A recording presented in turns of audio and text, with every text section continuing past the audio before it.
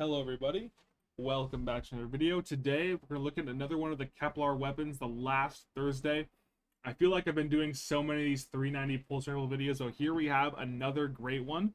And by no means is mine a Gauntlet, but we do have moving targets. We're going to increase aim assist and strafe speed, which is going to be really nice for these pulses, making our shots a little bit easier to land. Then we also have elemental honing, so whenever we deal unique elemental damage, it's going to get a stacking damage bonus for an improved duration. And this bonus is increased for kinetic weapons. This weapon is obviously strand, so not going to get that increased benefit, but still a very nice perk in itself.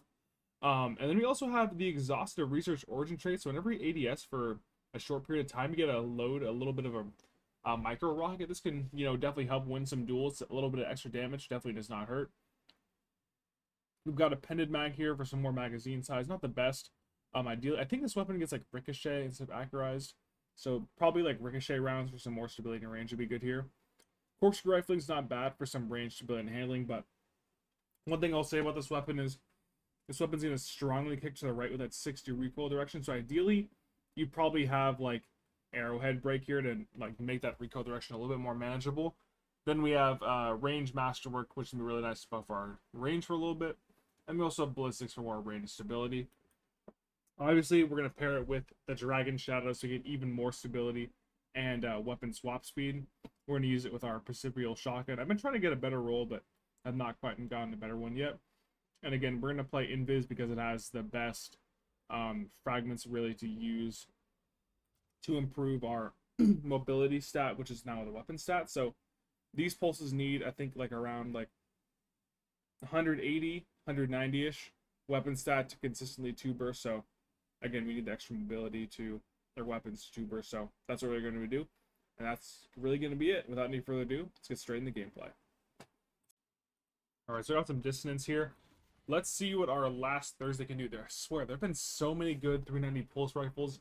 I know I just called Bygones the best 390 pulls a couple days ago. Then now like yesterday we had the Syncopation. And then now we have the last Thursday. There's a couple other ones. I think there's one from the Revenant season. There's obviously I can go with like the old Leviathan one.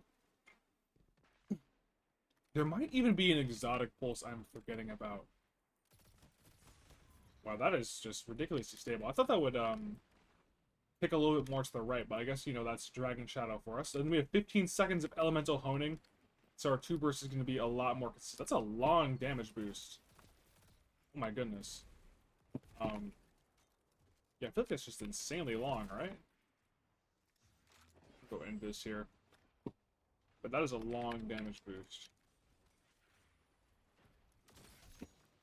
Deal with him with our shoddy. Let's actually back up a little bit. We don't have any more special to deal with. Let's help clean up the guy at sea. Looks like he's by himself here. Wow, crazy little 2-burst there. Elemental honing ×2. Holy crap. This thing is pretty ridiculous. One of my friends was telling me that this one was his favorite of all the 390 pulses because this one has elemental honing, and I hadn't actually tried elemental honing before, like literally just now. So now I see what he's talking about. That elemental honing damage boost, pretty crazy.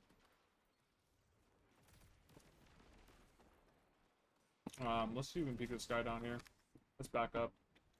Again, we have another damage boost. We didn't even have to get a kill, looks like. I couldn't handle him. He's got it. He's got some confidence. But he's on my team, so can't be too disrespectful. So team shots there. Wow, there's a lot of people actually. Got him right there. Shall be. Holy crap, 43s is ridiculous. That's an insane amount of damage. And we still have the damage boost. Tempest Strike really...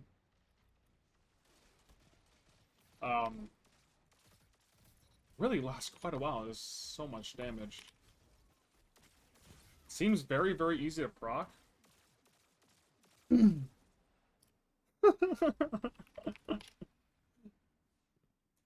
is good to see some viewers in the chat as well. But yeah, this thing so far has really been putting in work. Again, I'm sorry for all the hunter showcases. I feel like I've been just doing so many hunter showcases just because of Dragon Shadow. And I mean, I'm sorry guys. I think I'm at least for PvP this season until Dragon Shadow gets nerfed. I'm gonna be a hunter main in PvP. The way you can play with Dragon Shadow is just so much different and just the perfect thing for my play style. I do obviously still like stompies, like you can move really fast and stuff, but having better handling weapons and your weapons just performing better, it's just like this gives you so much extra confidence. You feel so powerful. It's kind of like the Ophidians versus T-Steps like argument, where T-Steps obviously can make some crazy plays because you're a lot faster, but your weapons are just so much better when you have Ophidians on that it's just like hard to pass up. At least for me, and for a lot of people. That feedback fence killed us, but for me, it's the same way with Dragon Shadow over Stompies. It's just their weapons feel too good when you have this on. So I feel like when I'm playing Hunter, I'm using this. I'm not taking it off.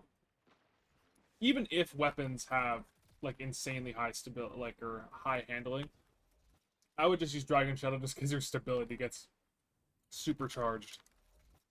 While as you know, Ophidians, if I have like high handling weapons, I could like definitely give up using Ophidians. Like if I'm running around my Thorn and my like Prophet of Doom, like I don't mind not having Ophidians, but um, this even with like high handling weapons, I would totally use Dragon Shadow just because the extra stability makes your guns feel just so crispy. I feel like we're doing so well with this thing too. I mean, we actually only have like 10 kills with it, but um, not a horrible start. This pulse has definitely been feeling pretty good. My roll is by no means like an amazing roll. When I was using a syncopation was it yesterday? Um, that pulse is also really crazy, but the thing with that pulse, even though it's really crazy, got great stats, great perks, is that the zoom is a little bit high on the syncopation. That's why I was throwing on that low zoom mod. This one has 2 less zoom at base than like something like a syncopation. So at least for me, it feels like it's a lot easier to hit my shots up close. Got back up a little bit. We're definitely dead. So I feel like a lot more comfortable in closer range duels with this pulse than I do with like the syncopation. But obviously your aim assist does take a hit at longer ranges if your zoom is a little bit lower. But I personally do not mind the lower zoom on this. I just feel like it's easier to line up and actually hit my shots.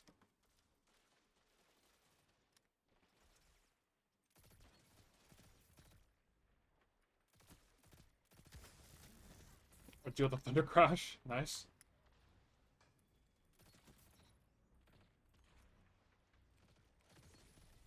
Oh, we had some good damage there. Yeah, man, these 390 pulses, I'm really hoping that the weapon stat just gets changed so it doesn't give bonus damage in PvP just for no reason.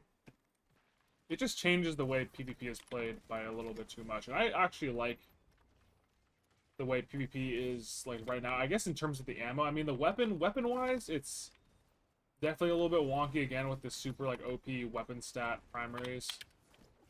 But like I really do like the decreased amount of special. I like that people are getting their supers less and less because you have to build like into your super stat.